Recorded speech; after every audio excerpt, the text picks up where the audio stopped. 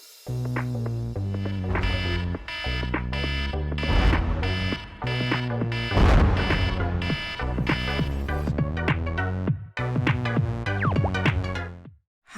welcome to my channel, As Real as It Gets. My name is Azrael, and today I am going to be giving you guys part 2 to my trippy podcast. If you have not watched part 1, then I'm going to go ahead and put it on the screen. Please go watch part 1 because coming into part 2, you're not really going to know what's going on.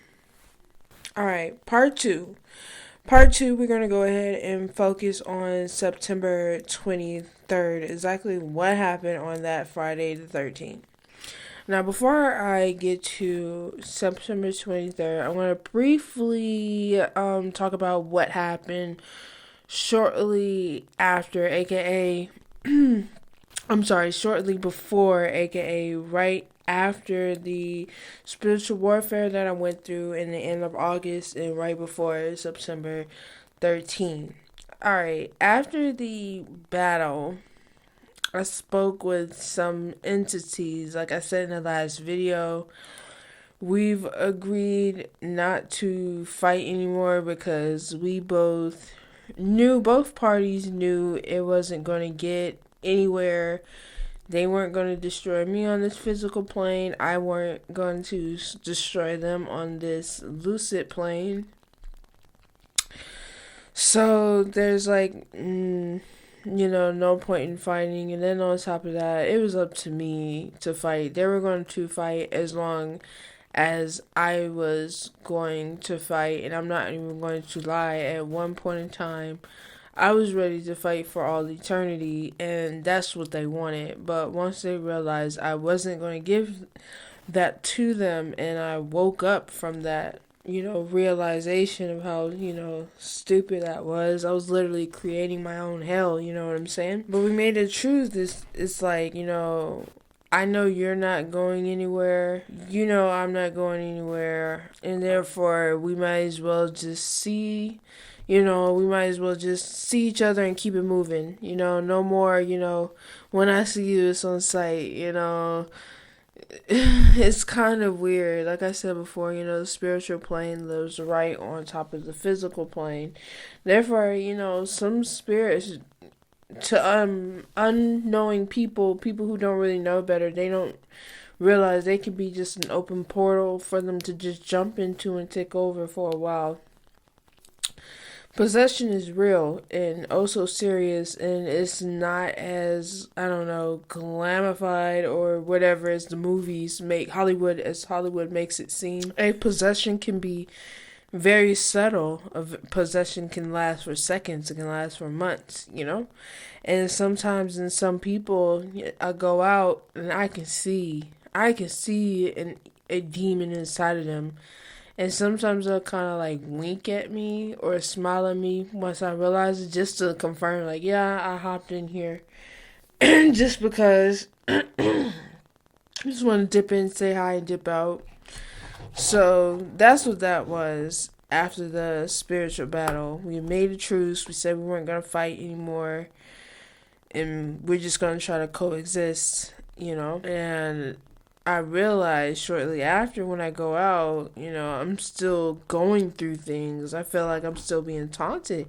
I'm like, hey, I thought we made an agreement or whatever. And they're like, well, yeah, we agree, but that doesn't mean our children agree with it, aka, the Nephilim, or aka the humans who has decided to start worshiping them in order to get whatever gains they want on this physical realm.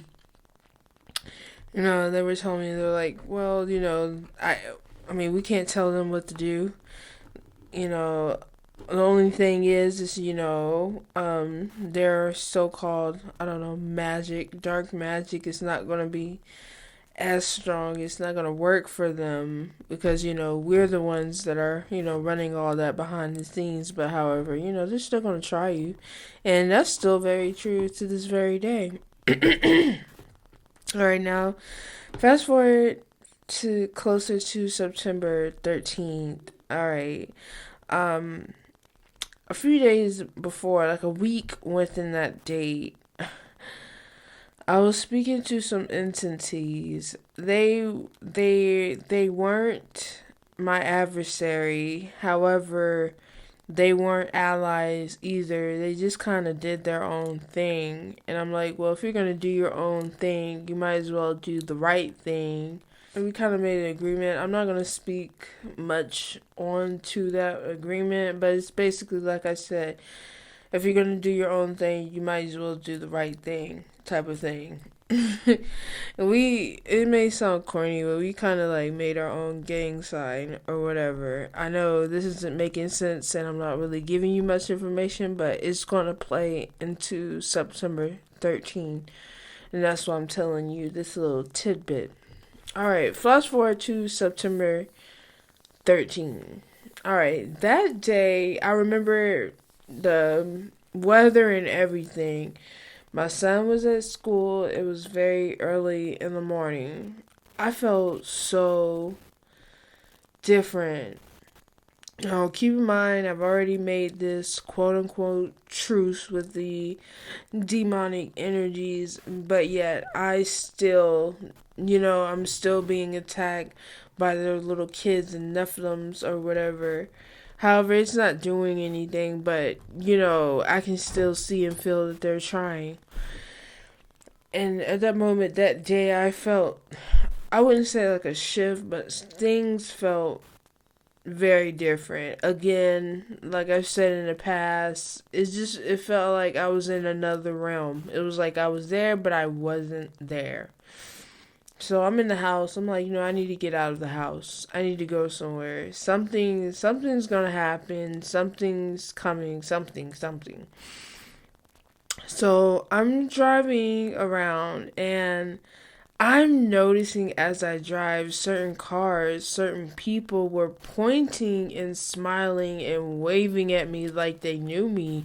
I'm not going to sit here and say like, oh, I'm a local star because I'm not. I'm really not. I stay to myself and I try to stay low key as possible. But yet these people were honking their cars and pointing and waving at me like they knew me.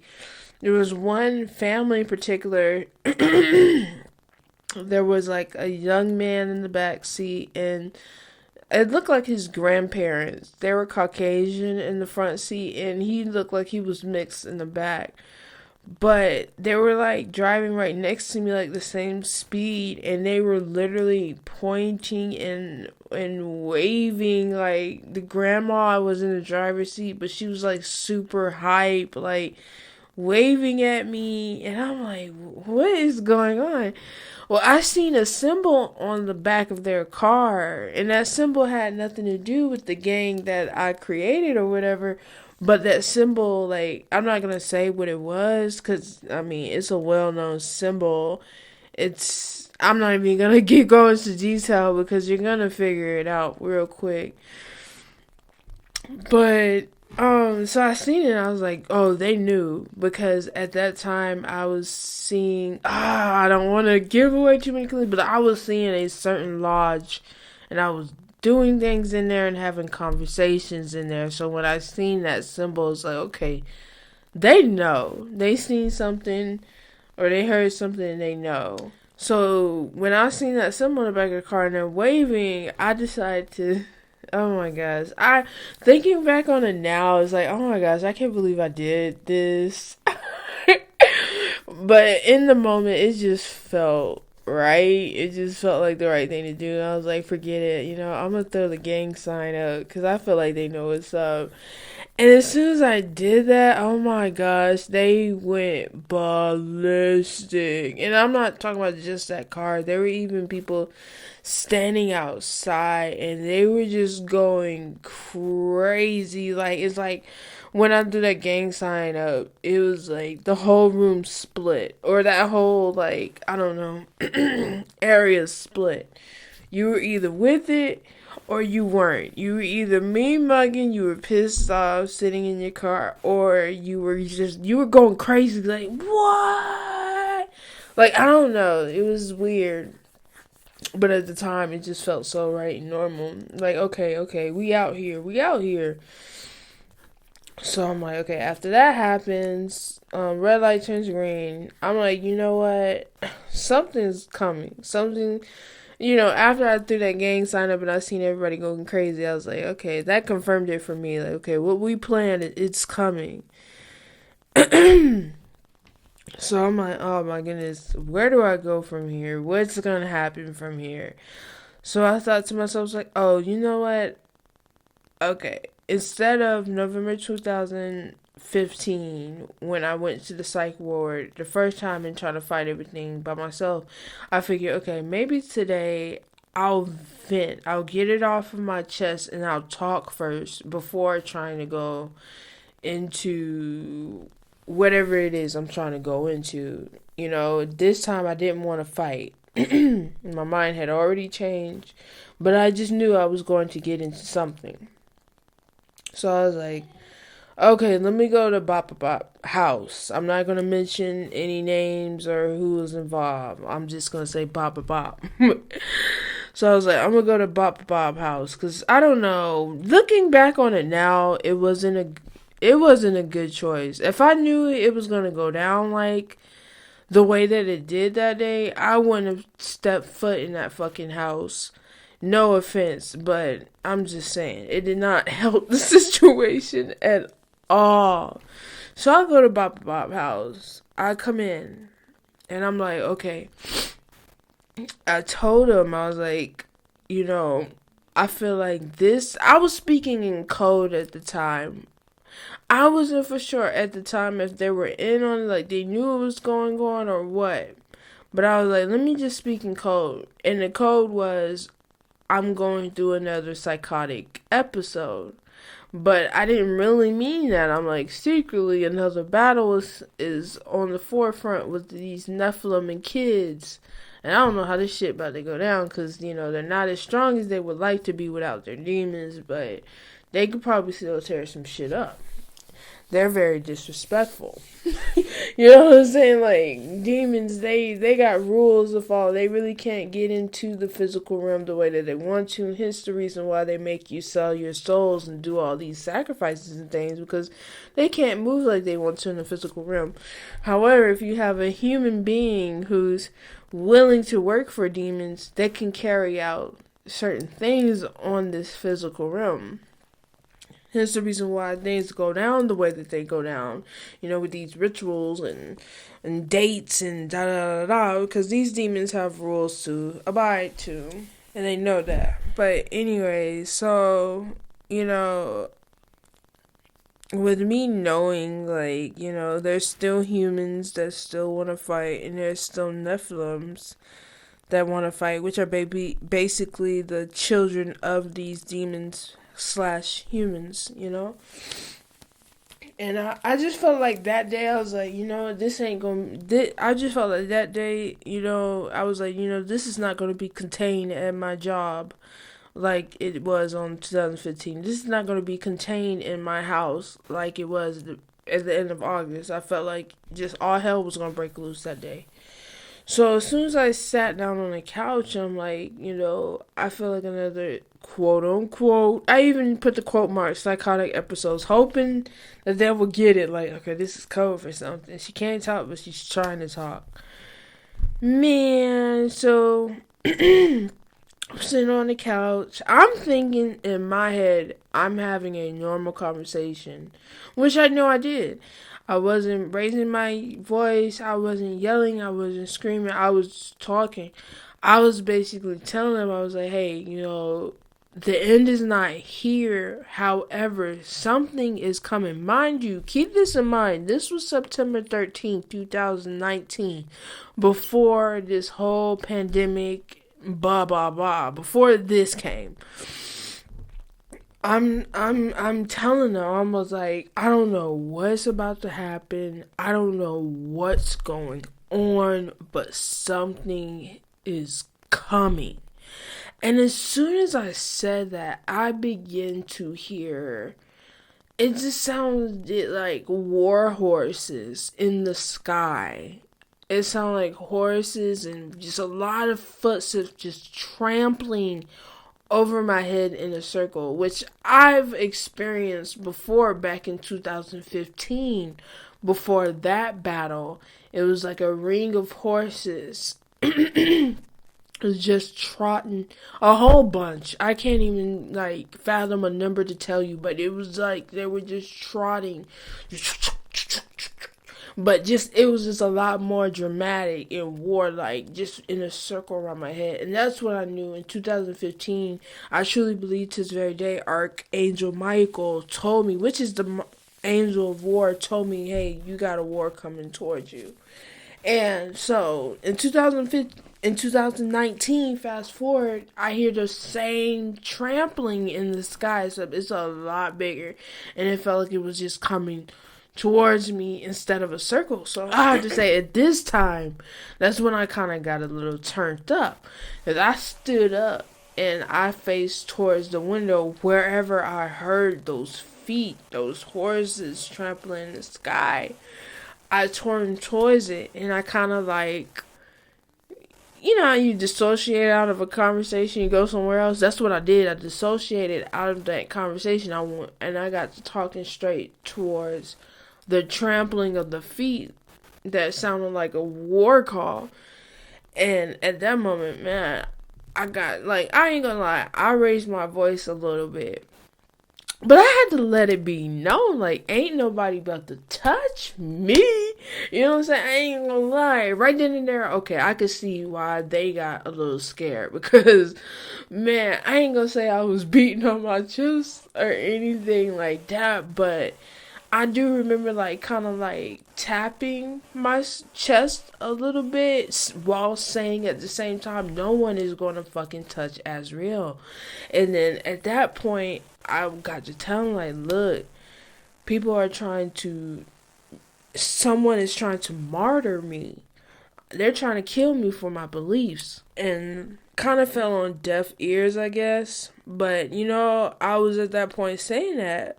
And then for some odd reason, at the time of the conversation, I was being asked, well, who is God? Tell me who is God. And in my mind, my intuition told me, it was like, well, if you don't answer this question right, you're going to get in trouble. So I answered the question. I don't think they understood it. And then, so I go to the back of the house. Something just tells me, as we'll get up and go to the back of the house. So I get up and go to the back of the house. I see someone in the closet, in the fucking closet, dude, hiding.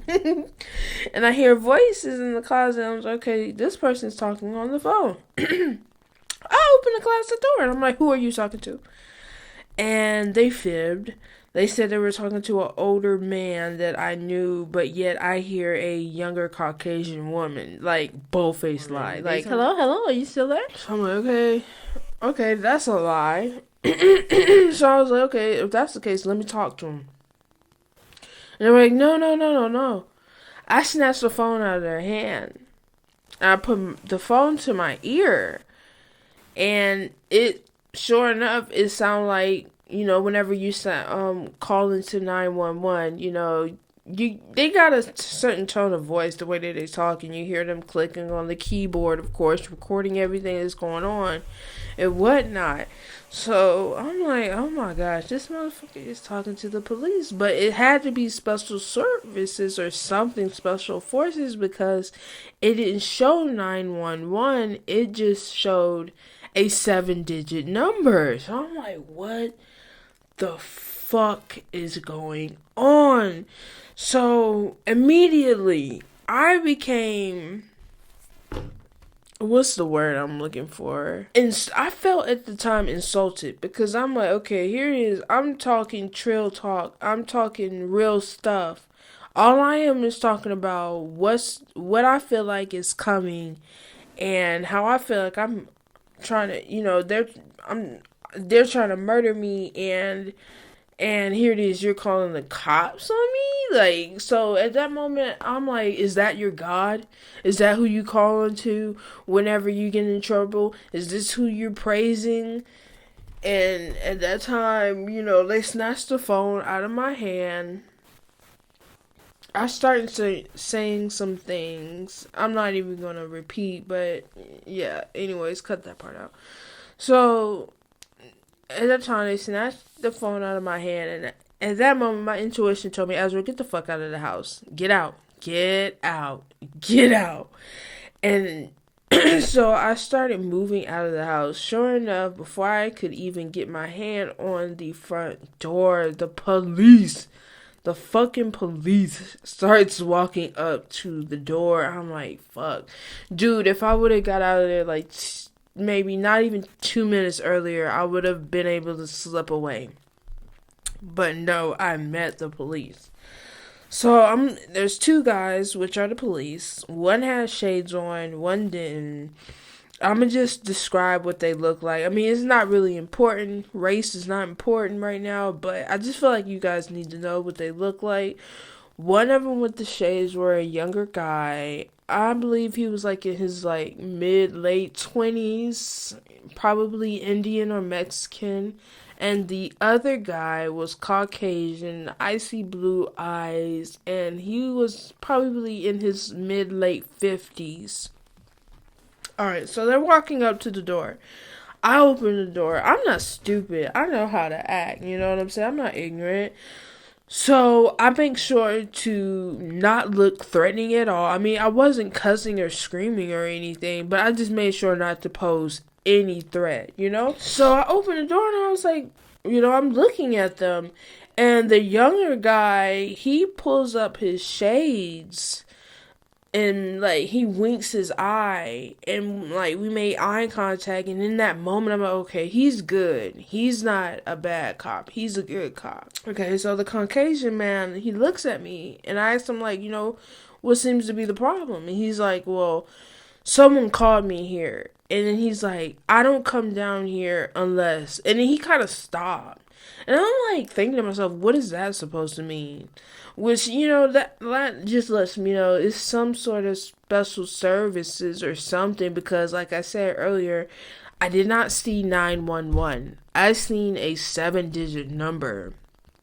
And to just add a backstory, I was already told by some of these people in the group that I went to their house. I was already told like, well, did you know that an emergency plan was made for you after, you know, you wigged out in 2015? There's some sort of protocol. You know, there's some sort of, you know how you got the fire practice, you know, at school, and it's like, you go here, this is how we exit, blah, blah, blah. That's what the fuck they did to me.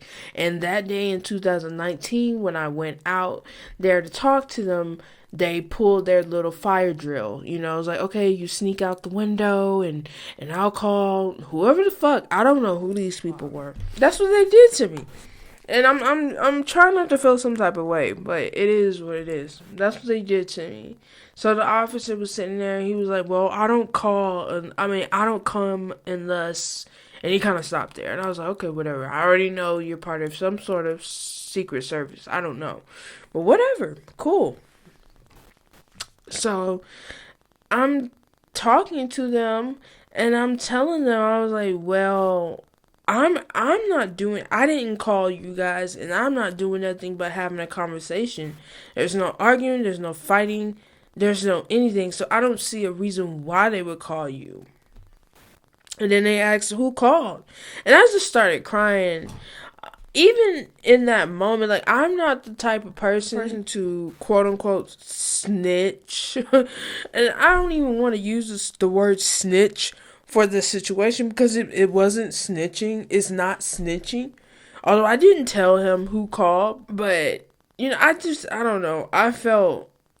I know it doesn't make sense, but I felt bad, because it's like the way he was saying is like, you know, you better not call me unless you have a reason. And if you don't have a reason, you're in trouble. That's the way he was making it seem. And I was like, oh shit. Well, if I tell, will this person go to jail? Although I'm the one that had the cops called on, I'm still worried about other people. I don't know. I'm just cut from a different cloth. You know what I'm saying? I will still care about you tenfold, even though I know you don't really give a fuck about me. That's just how deep my love runs, you know? But anyway, so I didn't tell them. They could too go in the house, and they were like, "Well, ma'am, you stay out here. You wait right here, and we're gonna go in the house and speak to everyone." So I decide to go sit under a tree. In this moment in time, I'm still in my mind trying not to make myself seem threatening in any way. You know what I'm saying? Because at that moment in time, we were getting a lot of news of, the cops shooting at African Americans, and that was on my mind. So I'm like, let me sit under a tree. That does not look threatening at all. You know what I'm saying? Let me sit under this tree, look at these ants crawl. Let me calm my nerves, because I'm still trying to process why the fuck the cops were calling on me when I was just talking. But anyways, so the Caucasian cop walks out of the house first, and a younger cop. And to this very day, I don't know if I heard this, was this really physically said, or did I hear this, from the spiritual realm, somebody trying to fuck with me. But when they started coming out, don't get me wrong, it was a familiar voice, but, that doesn't mean anything. Spirits can mutate and sound like familiar voices or look like familiar people. But it was a familiar voice, and all I heard was, "She always under the damn trees." I'm like, what? What? So I'm like, man, let me chill. But I ain't even heard that.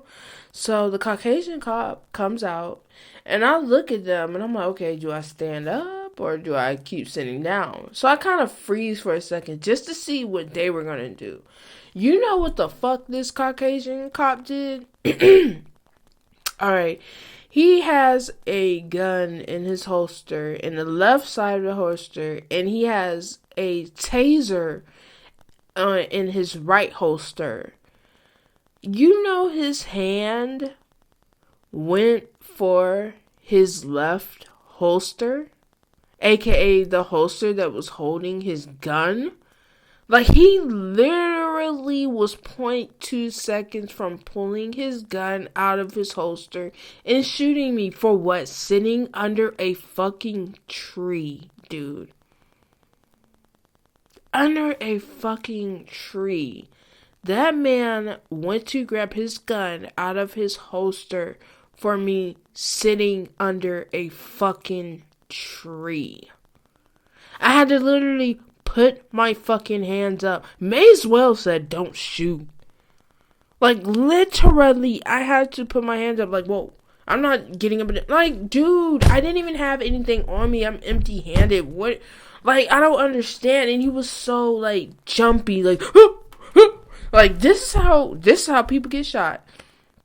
Because the cop is just jumpy and scared and just so too ready to shoot.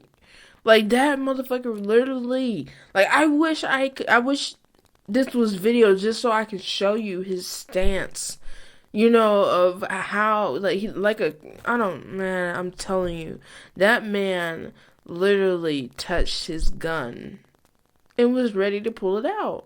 For what? I don't fucking know. So at this point, I'm pissed off, of course, because I'm thinking to myself, like, I almost got shot for sitting under a tree.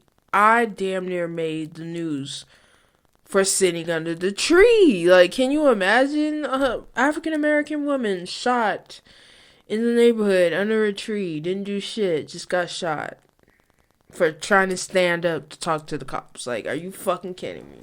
So, anyways, I sat there and I was like, okay, so what's going to happen? And the officers were like, mostly the Caucasian guy. He's like, well, we think you should go to the psych ward. I'm like, I didn't fight. I wasn't combative. I was like, just agree to everything they say, because you don't know what direction this is about to go. You know what I'm saying? Like, you damn near got shot. Like, you might as well just yes, everything they say. So I was like, okay, that's fine. I'll go to the psych ward. This wouldn't be the first time I've been in the back of a cop car on my way to the psych ward. Fuck it.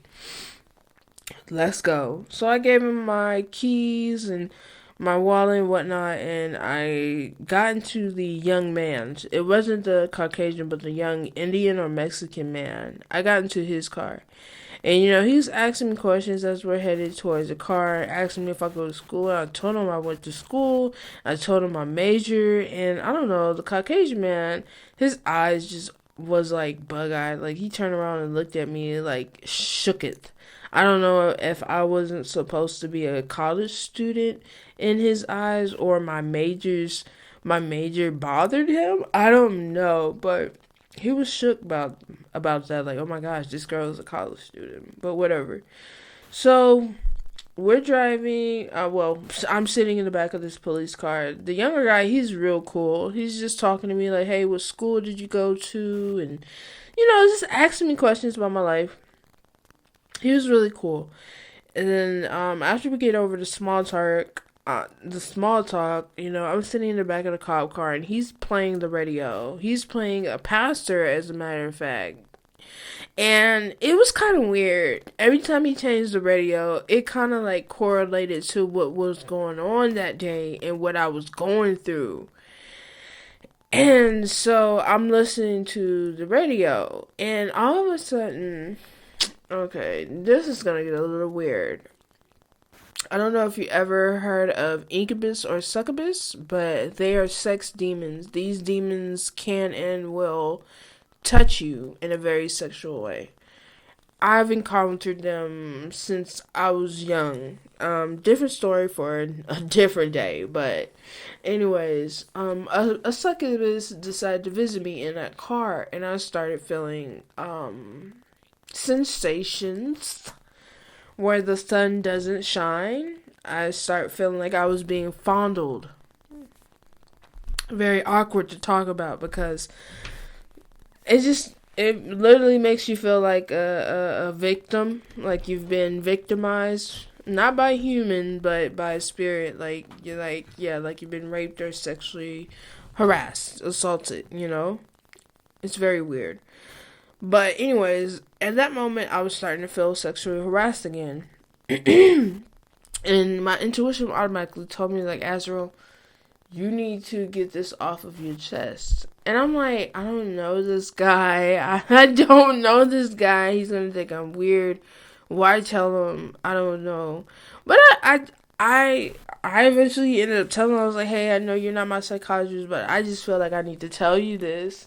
And I told him, and what do you know? It stopped. Like, I don't know if that man was a praying man or what, but it just stopped. Like, as soon as I told him, it just vanished. Like I said, I don't know if this man was a godly man, a praying man, or what. But like I told you, when he came to my door, like, he literally lifted up his glasses and winked at me. And in that moment, like, I was like, okay, he's good. So it was something. I don't know. He could have been an angel for all I know. An angel in the flesh for all I know. But it just immediately stopped. And he didn't make me feel uncomfortable or anything. It was like, oh, okay. He made me feel comfortable. So we get out of the car. We go start heading to the psych ward. And for some odd reason, he started talking about my last visit. Mind you, this is a stranger. I don't know him. He doesn't know me, supposedly. I don't know. But he was just asking me, like, okay, so how is this going to go? And I was like, well, I just want to have a nice conversation. And he was like, sometimes you got to get into a little bit of an argument to get things done. Yeah. And I was really trying to decode that, like, oh, shit. What's about to go down when I get in this psych ward? So we get in the psych ward, he drops me off, and oh my gosh. Anyways, I'm trying not to get drained by this, but I'm in the psych ward. I see my psychiatrist. He's in the nurse office talking to some nurse, and all of a sudden I hear someone's going to die today. Either she's going to die or I'm going to die. And then I look at him, And as soon as I look at him, like, he jumps. Like, I don't know. Like, I wasn't supposed to hear that. Or no one was supposed to hear that. You know, one of those type of things. You know how something slips out of your mind and you kind of, like, have that shock look like, whoop, oh shit, I wasn't supposed to say that. But that's what he did. Except he jumped in the air. And I was like, okay. So, you know, a battle is coming today. Something is happening today. And I look up at the TV in the waiting room, and they have, like, Ariel, the mermaid. They're, like, talking about it on a talk show, and I'm like, okay, they're mocking me, because, you know, Azrael, Ariel.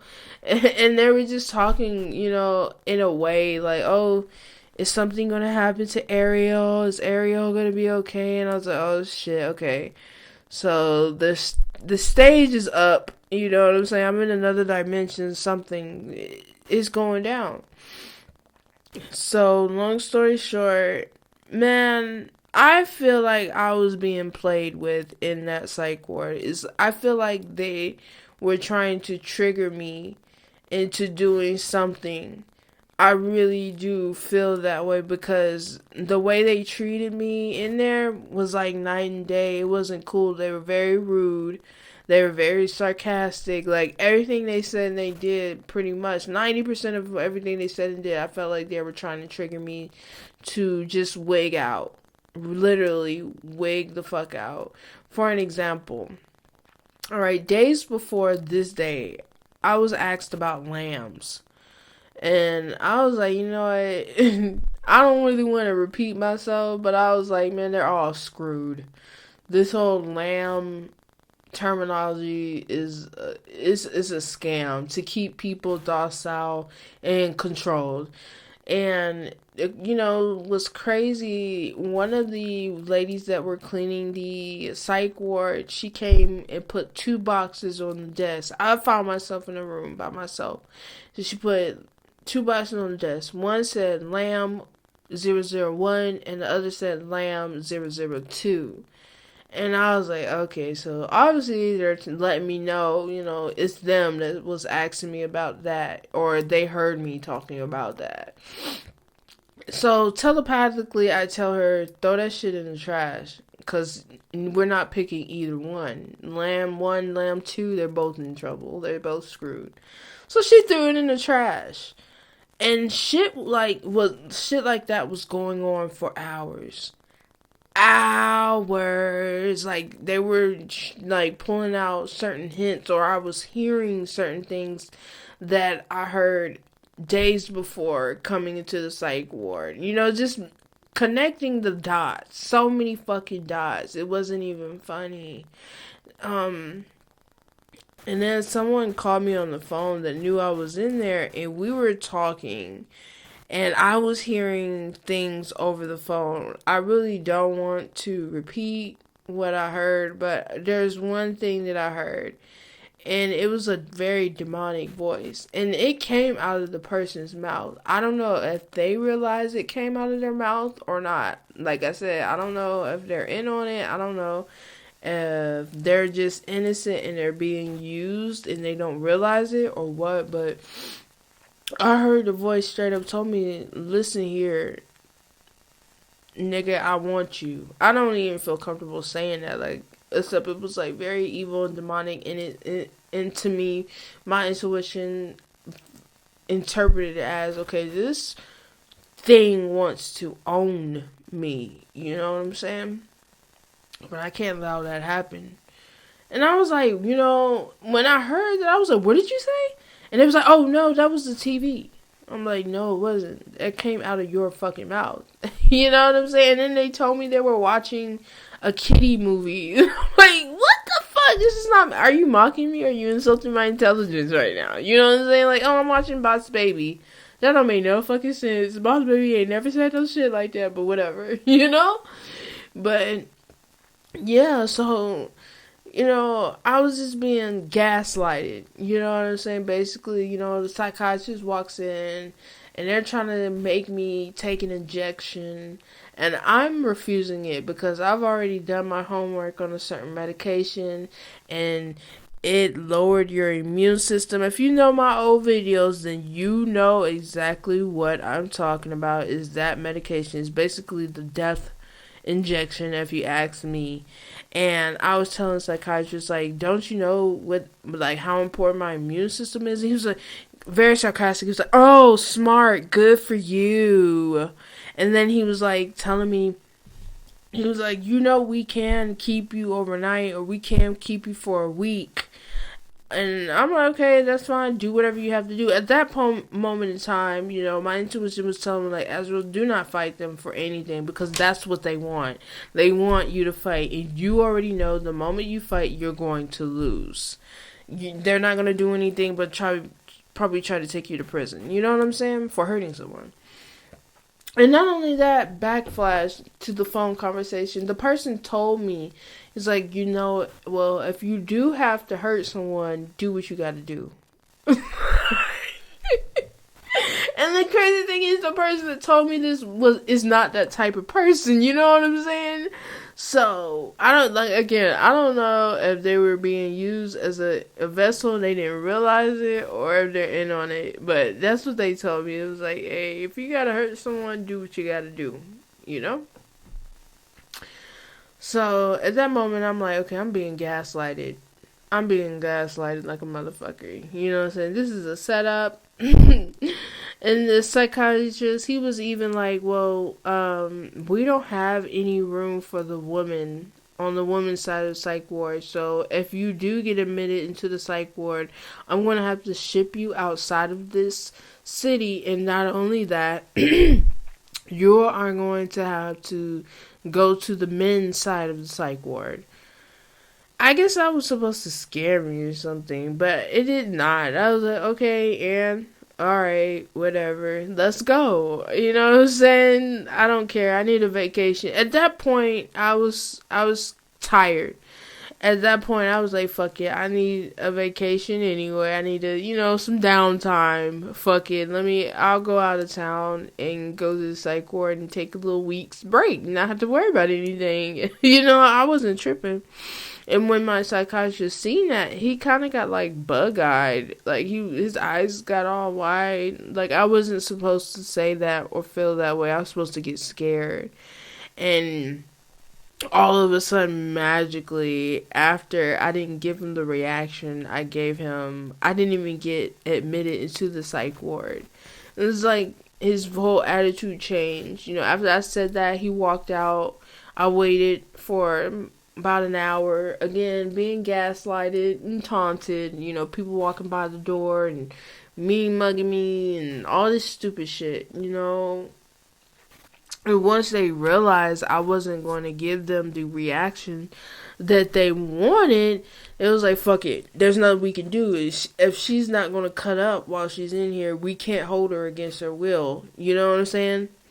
So the psychiatrist comes back and he tells me, he's like, look, we can't hold you. You're not showing us any signs of a psychotic episode, aka you're not tearing up shit. You're not, you're not attacking anyone or whatever.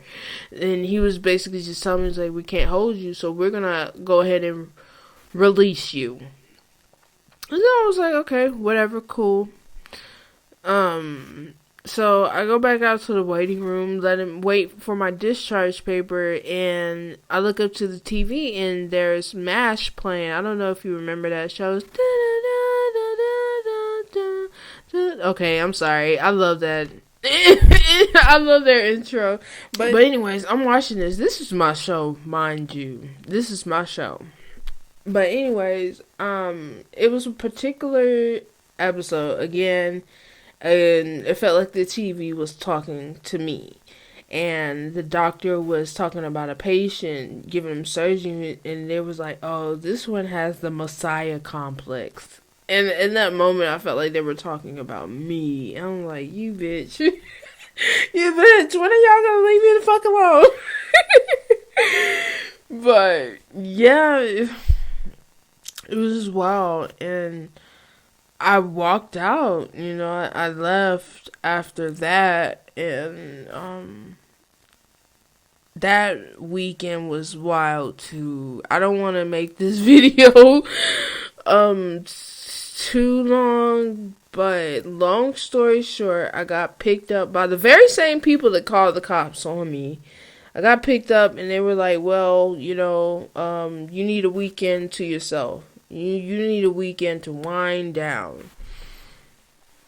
And I did that, except there was no such thing as winding down, just constant lucid dreaming and battles and, just constant messages through the TV and screens and radio and my own thoughts. It was a lot. It was a lot. I was even told that I was trying, people that I thought that loved me were trying to murder me, but I don't know. But anyways, I'm gonna cut that part out. I don't know. It was a lot at that time. I'm going to wrap it up, because this video is long enough. I can go on and on about this, but I'm going to wrap it up. If you're still here, I would much, much, much appreciate your advice.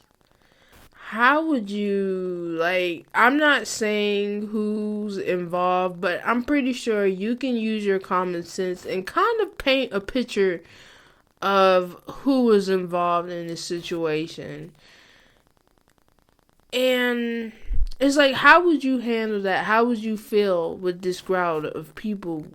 Like, would you still trust them? Would you cut off all trust? Would you cut off all ties? Would you, what would you do? Because honestly, this is like an elephant in the room. I've never spoken to them about this situation. Simple fact, because I already know it's kind of like busting open wounds. I still feel some type of way about it, but I just choose not to say anything to try to keep the drama down. But it's like, I am high-key bothered by it, but it's like, I won't say anything about it to try to keep the peace. And I already know what's going to be said, it's going to be turned on me, because, I'm the quote-unquote crazy one, therefore I'm the only one looking at it in this way. So it's like, it's kind of like there's no point in even trying to talk about it, But tell me, what would you do? Would you get that shit off your chest, or would you just leave it alone? Walk away from it? Just, yeah. I would appreciate your insight. But yeah, that's my TED Talk, I guess. If you have any more questions about this situation, don't be afraid, go in the comment section, I'll answer them with the quickness, as quick as I can. But yeah, that's what happened. It was nice talking to you guys. Bye.